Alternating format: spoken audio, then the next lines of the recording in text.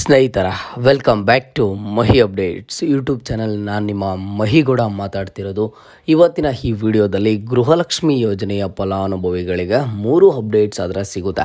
ಮೊದಲಿಗೆ ಗೃಹಲಕ್ಷ್ಮಿ ಯೋಜನೆಯ 9ನೇ ಕಂತು ಹಣ ನಿಮಗೆ ಬಂದಿಲ್ಲ ಅಂತ ಅಂದರೆ ನಿಮಗೆ ಒಂದು ಅಪ್ಡೇಟ್ ಆದರೆ ಸಿಗುತ್ತೆ.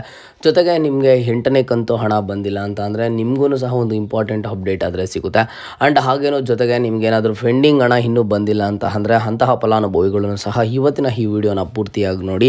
ಈ 3 ಅಪ್ಡೇಟ್ಸ್ ಬಗ್ಗೆ ನಾನು ಮಾತಾಡ್ತಾ ಹೋಗ್ತೀನಿ.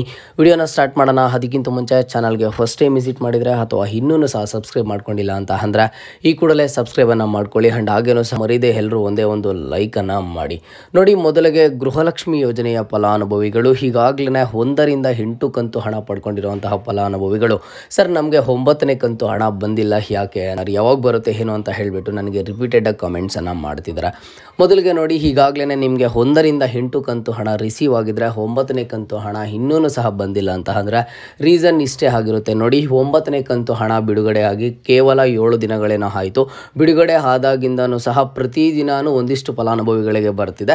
ಕಳೆದ 3 ದಿನಗಳಿಂದ ಪ್ರತಿದಿನಾನು ಸಹ ಒಂದಿಷ್ಟು ಲಕ್ಷ ಫಲಾನುಭವಿಗಳ ಬ್ಯಾಂಕ್ ಖಾತೆಗಳಿಗೆ ಜಮಾ ಆಗ್ತಿದೆ.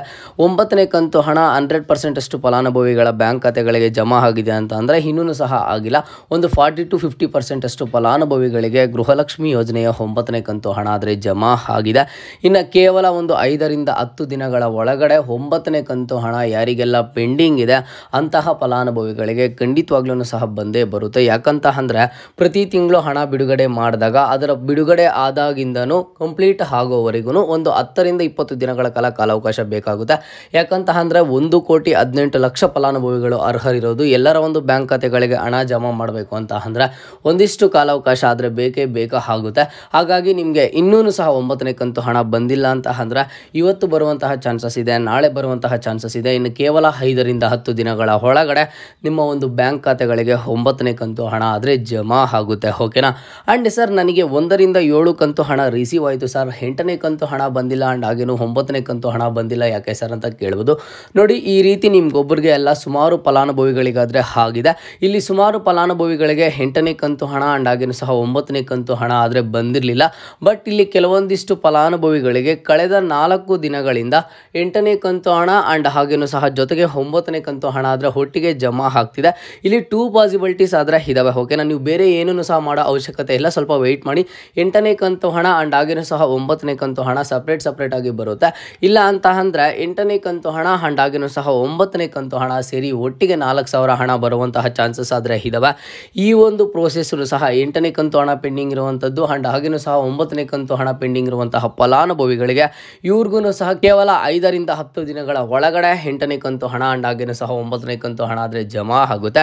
ಆ್ಯಂಡ್ 1ರಿಂದ 8ನೇ ಕಂತು ಹಣದವರೆಗೂ ನಿಮ್ಗೇನಾದರೂ ಕೇವಲ 2 ಕಂತು ಹಣ ಬಂದಿದ್ರೆ, ಕೇವಲ 3 ಕಂತು ಹಣ ಬಂದಿದ್ರೆ ಅಥವಾ ಕೇವಲ 4 ಕಂತು ಹಣ ಮಾತ್ರ ಬಂದಿದ್ರೆ ನೀವು ಈ ಒಂದು 2 ಕೆಲಸನ ತಪ್ಪದೆ ಮಾಡಿ. ಓಕೆನಾ? ಈ KYC ಆಗಿದೆಯಾ ಇಲ್ಲ ಅನ್ನೋದನ್ನು ಚೆಕ್ ಮಾಡ್ಕೊಳ್ಳಿ. ಆ್ಯಂಡ್ ಹಾಗೇನು ಸಹ ಬ್ಯಾಂಕ್ಗೆ ಹೋದಾಗ ಆಧಾರ್ ಸೀಡಿಂಗ್ ಆಗಿದೆಯಾ ಇಲ್ವಾ ಅನ್ನೋದನ್ನು ಚೆಕ್ ಮಾಡ್ಕೊಳ್ಳಿ. ಯಾಕಂತ ಅಂದರೆ ಇಲ್ಲಿ ಲಕ್ಷ್ಮೀ ಹೆಬ್ಬಾಳ್ಕರ್ ಮೇಡಮ್ ಅವ್ರನ್ನ ಕೇಳಿದಾಗ, ಮ್ಯಾಮ್ ಇಲ್ಲಿ ಕೆಲವೊಂದಿಷ್ಟು ಫಲಾನುಭವಿಗಳಿಗೆ ಪೆಂಡಿಂಗ್ ಆದರೆ ಇದೆ, ಪೆಂಡಿಂಗ್ ಹಣ ಬಂದೇ ಇಲ್ಲ, ಯಾಕೆ ಅಂತ ಅಂದರೆ ಅವರ ಒಂದು KYC ಸ್ಟೇಟಸ್ ಆದರೆ ಇನ್ಯಾಕ್ಟಿವ್ ಅಲ್ಲಿದೆ, ಆಧಾರ್ ಸೀಡಿಂಗ್ ಸಹ ಮಾಡಿಸ್ಕೊಂಡಿಲ್ಲ. ಹಾಗಾಗಿ ಫಲಾನುಭವಿಗಳ ಬ್ಯಾಂಕ್ ಖಾತೆಗಳಿಗೆ ಹಣ ಜಮಾ ಮಾಡೋದಕ್ಕೆ ಆಗ್ತಿಲ್ಲ. ನಾವು ಈಗಾಗಲೇ ಪೆಂಡಿಂಗ್ ಹಣನ ಬಿಡುಗಡೆ ಮಾಡಿದ್ದೀವಿ, ಫಲಾನುಭವಿಗಳು ಒಂದ್ಸಲಿ ಚೆಕ್ ಮಾಡ್ಕೊಳ್ಳಿ ಅಂತ ಹೇಳಿದ್ದಾರೆ. ನೀವು ಒಂದ್ಸಲಿ KYCನ ಚೆಕ್ ಮಾಡಿಸಿ ಆ್ಯಂಡ್ ಹಾಗೇನು ಸಹ ಆಧಾರ್ ಸೀಡಿಂಗನ್ನು ಚೆಕ್ ಮಾಡಿಸಿ, ಪೆಂಡಿಂಗ್ ಇರುವಂತಹ ಎಲ್ಲ ಹಣನೂ ಸಹ ಬರುತ್ತೆ. ನನಗೆ ಜಾಸ್ತಿ ಕಾಮೆಂಟ್ಸ್ ಬಂದಿಲ್ಲ, ಒಂದು 2 ಕಾಮೆಂಟ್ಸ್ ಏನೋ ಬಂದಿತ್ತು. ಅವ್ರಿಗೆ ಒಟ್ಟಿಗೆ 8,000 ಹಣ ಏನೋ ಬಂದಿದೆ ಅಂತ. ಓಕೆನಾ? ಅವ್ರಿಗೆ ಕೇವಲ 4 ಕಂತು ಹಣ ಮಾತ್ರ ಬಂದಿತ್ತು, ಇನ್ನು 4 ಕಂತು ಹಣ ಪೆಂಡಿಂಗ್ ಇತ್ತು. ಅವ್ರಿಗೆ ಶಾರ್ಟ್ಲಿ ಮೊನ್ನೆ ರಿಸೀವ್ ಆಗಿದೆ ಟೋಟಲ್ 8,000 ಹಣ. ಹಾಗಾಗಿ ನಿಮಗೆ ಕೇವಲ 2 ಕಂತು ಹಣ ಬಂದಿದ್ರೆ, ಕೇವಲ 3 ಕಂತು ಹಣ ಬಂದಿದ್ರೆ ನೀವೇನು ಮಾಡ್ತೀರಾ ಅಂತಂದರೆ ಮೊದಲಿಗೆ KYC ಜೊತೆಗೆ ಆಧಾರ್ ಸೀಡಿಂಗನ್ನು ಚೆಕ್ ಮಾಡಿಸ್ಕೊಳ್ಳಿ. ನಿಮಗೆ ಪೆಂಡಿಂಗ್ ಹಣ ಎಲ್ಲನೂ ಸಹ ಸೇರಿ 9ನೇ ಕಂತು ಹಣದವರೆಗೂ ಎಷ್ಟು ಹಣ ಬರಬೇಕು ಅಷ್ಟು ಹಣ ಆದರೆ ಬರುತ್ತೆ. ಈ ಒಂದು 2 ಕೆಲಸನ ನೀವು ಖಂಡಿತವಾಗ್ಲೂ ಮಾಡಲೇಬೇಕು.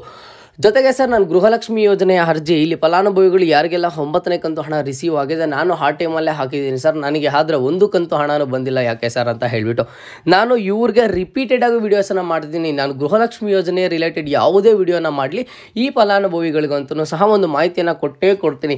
ನಿಮಗೆ ಇದುವರೆಗೂ 1 ಕಂತು ಹಣ ಬಂದಿಲ್ಲ ಅಂತ ಅಂದರೆ ನೀವು ಮೊದಲಿಗೆ KYC ಸ್ಟೇಟಸನ್ನು ಚೆಕ್ ಮಾಡಿಸಿ, ಜೊತೆಗೆ ನಿಮಗೆ ಹತ್ತಿರ ಇರುವಂತಹ ಮಹಿಳಾ ಮತ್ತು ಮಕ್ಕಳ ಕಲ್ಯಾಣ ಅಭಿವೃದ್ಧಿ ಇಲಾಖೆಗೆ ವಿಸಿಟ್ ಮಾಡಿ ಅಂತ ಹೇಳಿಬಿಟ್ಟು ನೀವು ನೋಡಿ ಆ ಒಂದು ಮಹಿಳಾ ಮತ್ತು ಮಕ್ಕಳ ಕಲ್ಯಾಣ ಅಭಿವೃದ್ಧಿ ಇಲಾಖೆಗೆ ವಿಸಿಟ್ ಮಾಡಿ ಅಲ್ಲಿರುವಂತಹ ಅಧಿಕಾರಿಗಳಿಗೆ ಗೃಹಲಕ್ಷ್ಮಿ ಯೋಜನೆಗೆ ಅರ್ಜಿ ಸಲ್ಲಿಸಿರುವಂತಹ ಅಕ್ನಾಲಜ್ಮೆಂಟ್ ಏನಿದೆ ಆ ಒಂದು ಅಕ್ನಾಲಜ್ಮೆಂಟ್ ಅನ್ನು ಕೊಡಿ. ಜೊತೆಗೆ ರೇಷನ್ ಕಾರ್ಡ್ ಅಂಡ್ ಹಾಗೇನೂ ಸಹ ಫಲಾನುಭವಿದು ಆಧಾರ್ ಕಾರ್ಡ್ ಡೀಟೇಲ್ಸ್ ಅನ್ನು ತಗೊಂಡೋಗ್ಬಿಟ್ಟು ನಾವು ಈ ಡೇಟ್ಗೆ ಅಪ್ಲೈ ಮಾಡಿದ್ವಿ, ನಮಗೆ ಒಂದು ಕಂತು ಹಣನೂ ಸಹ ಬಂದಿಲ್ಲ ಯಾಕೆ ಅಂತ ಕೇಳಿ ಅಲ್ಲಿ ನಿಮಗೆ ರೀಸನ್ ಆದರೆ ಸಿಗುತ್ತೆ, ಯಾಕೆ ಬಂದಿಲ್ಲ ಏನು ಅಂತ ಹೇಳ್ಬಿಟ್ಟು ಅಂಡ್ ಹಾಗೇನೂ ಸಹ ಏನು ಮಾಡಬೇಕು ಅಂತ ಹೇಳ್ತಾರೆ, ಅದನ್ನು ಕಂಪ್ಲೀಟ್ ಮಾಡ್ಕೊಳ್ಳಿ, ನಿಮಗೆ ಹಣನೂ ಬರುತ್ತೆ ಅಂತ ಹೇಳ್ಬಿಟ್ಟು ಈಗಾಗಲೇ ಅಧಿಕಾರಿಗಳ ಕಡೆಯಿಂದ ಒಂದಿಷ್ಟು ಅಪ್ಡೇಟ್ಸ್ ಆದರೆ ಬರ್ತಿರೋದು. ಓಕೆನಾ?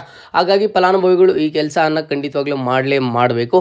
ನೋಡಿ, ಇವತ್ತಿನ ಈ ವಿಡಿಯೋದಲ್ಲಿ ನಿಮಗೆ ಯಾವ ಕಂತು ಹಣ ಬಂದಿದೆ, ಯಾವ ಕಂತು ಹಣ ಪೆಂಡಿಂಗ್ ಇದೆ ಅನ್ನೋದನ್ನ ಕಮೆಂಟ್ ಬಾಕ್ಸ್ ಮೂಲಕ ತಿಳಿಸ್ಕೊಡಿ. ನೀವು ಕಮೆಂಟ್ ಮಾಡಿದ್ರೆ ನಮಗೂ ಸಹ ನಿಮ್ಮ ಒಂದು ಪ್ರಾಬ್ಲಮ್ ಆದರೆ ಅರ್ಥ ಆಗೋದು. ಇದು ಇವತ್ತಿನ ಮಾಹಿತಿ ಆಗಿರುತ್ತೆ. ಇದೇ ರೀತಿಯ ಎಲ್ಲ ಹೆಚ್ಚಿನ ಅಪ್ಡೇಟ್ಸ್ಗಾಗಿ ಮಹಿ ಅಪ್ಡೇಟ್ಸ್ ಯೂಟ್ಯೂಬ್ ಚಾನಲನ್ನು ಈ ಕೂಡಲೇ ಸಬ್ಸ್ಕ್ರೈಬನ್ನು ಮಾಡ್ಕೊಳ್ಳಿ.